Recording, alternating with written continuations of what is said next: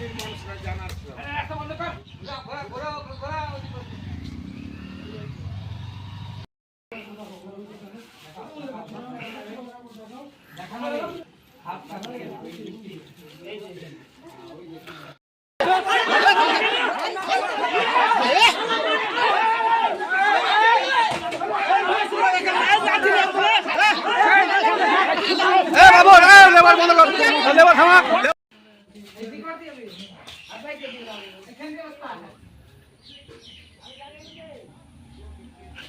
GSB করতে শুরু করেছিল সেই সময়টাতে এখানে মোটামুটি 5 ইঞ্চি নিচু এই জায়গাটাতে, আর আমাদের অর্ধেক গ্রামের জল সম্পূর্ণ এটা দিয়ে বেরিয়ে যায়।